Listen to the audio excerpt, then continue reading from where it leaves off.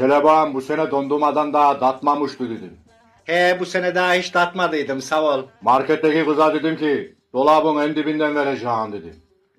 Sağ ol sağ ol. Eme vallahi buz gibi ha. Sağ ol.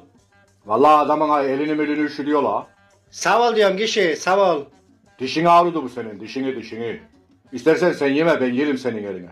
Sağ ol her adam sen gibi dondurma alamaz sağ ol. Yi lan yi. Kenarlarını yala. Ahıya. Sus da yiyek vallahi canıma yettin ha. Vallahi sen ben gibi kocayı bok bulun.